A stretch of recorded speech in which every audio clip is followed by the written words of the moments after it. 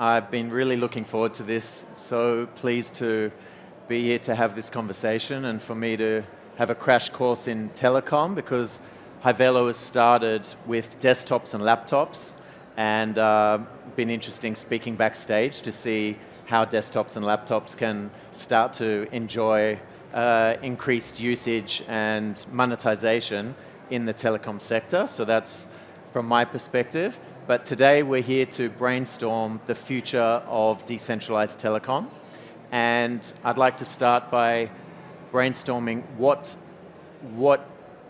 are we aiming for? So access for everybody, access to data, access to cellular. We want it at a reasonable price. What are some of the other things that got you into telecom, that you're bringing to the world, that you're making small steps towards where we might end up in 5-10 years' time with the utopia of telecom? Frank, let's kick it off with Helium, which is close to our heart. Hyvelo exists because of Helium. Oh, wow, that's fantastic. It's not all good, it was a pivot. So Hyvelo started as a Helium distributor, and when the market changed, we cracked open the Helium hotspots to see what was inside, and it was a Raspberry Pi. That's right. We're like, what else can we mine with this Raspberry Pi? And that's how Hyvelo 2.0 was born. And then we've been doing it on laptops and desktops because there are more of them than Raspberry Pi. So that's great. I'll kick it off with you, Frank. Thank you for our existence. Appreciate it. Yeah, Frank Mong. I'm Chief Operating Officer at Helium. Been with the company eight years. We've been on this journey for about 8 years now. And even in the very, very beginning, when we were trying to figure out how to build wireless networks without crypto, without blockchain, the idea was always about independence and ownership for the individual. And it was with crypto, with blockchain, that really made that a reality because of the incentive model. And so the way we think about this beyond just sort of technology and the use case of connecting to the internet, for us, it's always been about ownership and really controlling your destiny, connecting to the internet. So if connecting to the internet is the ultimate goal, and that's where everyone is gathering around the world, lots of benefits to that, how do we make it so that every single person sitting in this room really owns a piece of that? And how do we make it so that your privacy, your data, is monetized or is worth whatever you want to make it worth, versus your cell phone carrier today sells your information, or you're on Meta or on Google or on some other social media platform. They continuously monetize your privacy, your choices, but you get nothing out of that other than entertainment or connecting to family that's far away. So from our perspective, beyond the crypto, beyond the tech, it's really a question of ownership, of independence, and your desire to take control of your preferences. Yeah, and I can add to what Frank was saying as well. The way that I tend to think about it is, there's the people that build the network, and then there's the people that use the network. And I think to your point about like where stuff is going, that overlap is going to get more and more close until it's kind of overlapped fully. And I think that is kind of everybody that participates in DY, decentralized telecom, is kind of thinking in that mindset of like, how do you bring the people that use it and the people that build it to kind of overlap more and more? And so the North Star that I kind of keep looking at was actually a project in 2003 out of MIT called RoofNet, where like a bunch of students were just building 900 megahertz meshes where you had a couple of DSL modems that would interconnect back to it. And that was kind of like people jumping headfirst into like this long-term vision about, again, how do you have this overlap between builders and people that use it? And it's just cool to see like interesting stats from like the Helium side of stuff, where like one of the KPIs that I love to follow on the Helium side is like, what is the average amount of people that tap into a given hotspot, or how many users does a single hotspot tap into? And I remember months ago, it was like 80, now 90, and continuing to go up. And so you can kind of see like that is really where the world is going from both like a cost perspective, but then also like what Frank was saying from like a user-based perspective. So I'd like to think you also agree with that, but maybe I don't want to speak for you, so have at it. So of my notion, I believe that telecom should be utility. And everyone should have full access to it. So would you believe it or not, but 1/3 of the world's not connected. And so from my perspective is getting more connectivity means that we need to put the hands of everybody into the telecom and be able to include this infrastructure, build out this infrastructure as an entire group, give municipalities the control, give governments the control to be able to build out these networks, and take a bit back from the oligarchy that has been set up, especially in Canada, where you only have two options of two different telecoms here. And that's what we kind of started in, is we kind of figured, hey, we have a blue pill or a red pill, and you have to decide between the two. Instead, what we want is full open access to wireless networks. Fantastic. So, it seems like it's all sorted. Is there anything missing? Is there a gap left over that Helium, Carrier One, and Dawn are not addressing that we need in the sector?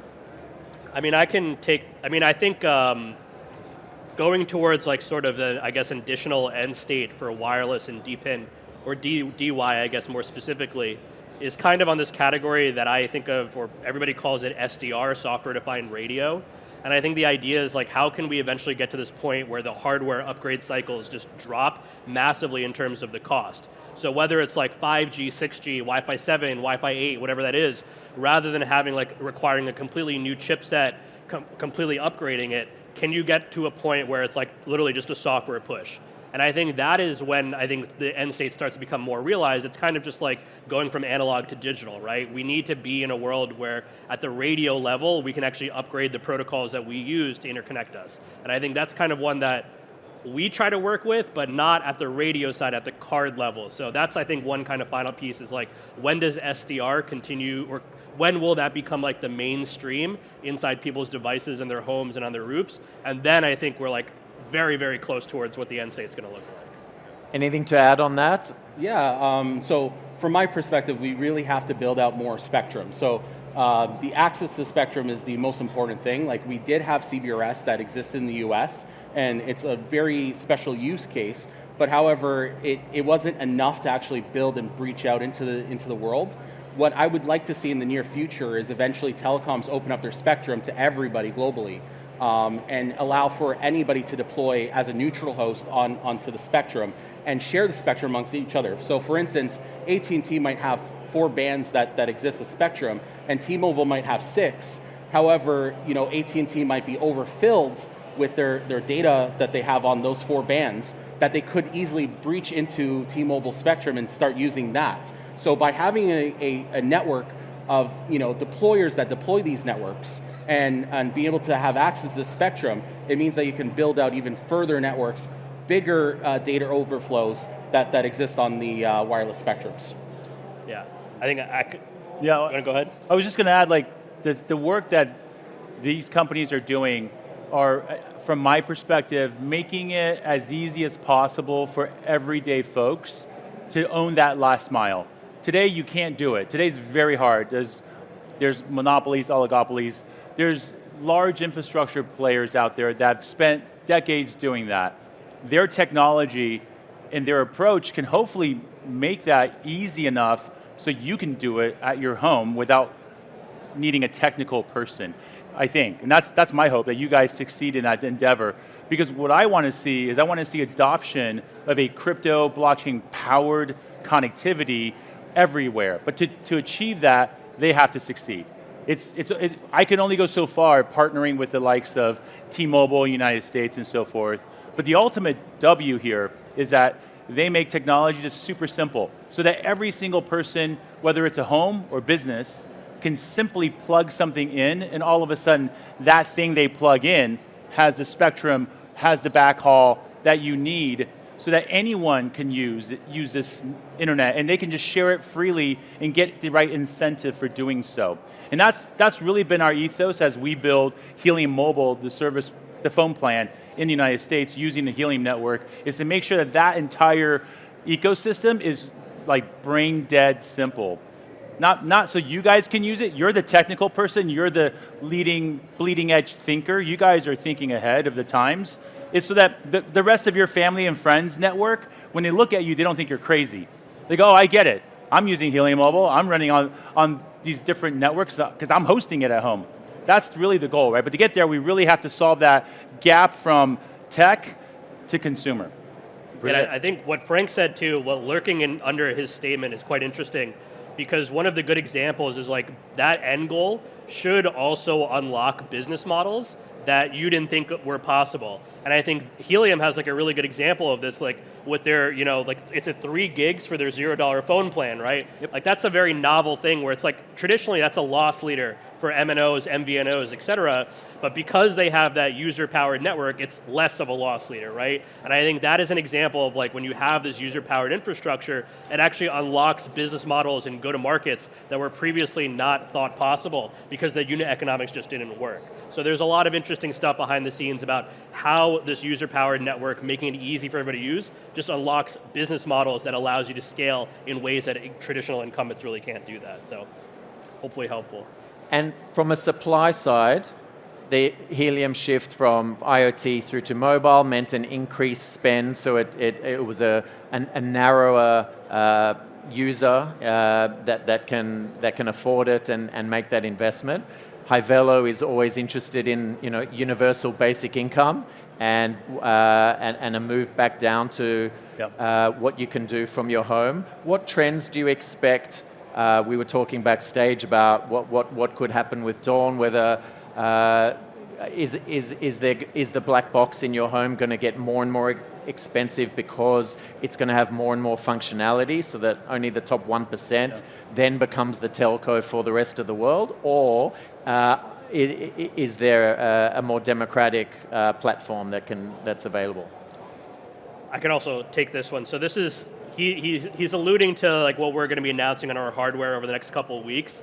But the way that we think about this is like I guess it's a little bit more of an abstract question of like, we've been talking a little bit about like what the DY end state looks like, but I think it's a question of like, how does DY and DPIN in general begin to fuse and what does that kind of end state look like? And to his point, I think that kind of looks and feels a lot like UBI at the digital infrastructure level for the individual households, right? Can somebody invest in a GPU and all of a sudden that allows them to actually earn a 1-year ROI, return on their investment on their GPU, where they don't even have to think about this. And I think as kind of like automation obviously becomes more of a thing, these are kind of important questions to ask. But the cool part about it is that if you look at like the trends from like private equity all the way to some like modular data center type guys, everything is kind of going more and more towards the edge. And I think everybody in crypto, whether it's DPIN, DY, whatever it is kind of building along these same lines. Like I was just talking with Robin from Wingbits backstage. Like I think everybody kind of sees that the world is going this way, and crypto is an interesting accelerant towards being able to get there. So a little bit of a ramble, I don't know if that answers your question, but hopefully context about how I think about it. And you know what, I like the fact that you said everything's going towards the edge because the same thing's happening in telecom. Like we're seeing densification as an issue, both for 5G and 4G. And so at the end of the day, we're looking at Wi-Fi deployments as being the next gen. Like for instance, you're sitting in a stadium with like 30,000 people in the stadium watching the same baseball game, and you're sitting there uploading a video. You saw the most amazing shot that ever happened in history. Everybody's uploading that video at the same time. So the bandwidth constraints are going to be huge. Later on in the future, we're going to see higher resolution of video, higher resolution of usage for data. And that's the important thing. It's like there's going to be need for edge applications that have to run as close to the edge as possible. So that's what we're trying to look at for the future. Yeah, and what's cool, so you just made me realize, so my friend Omar is the CEO of Blockcast.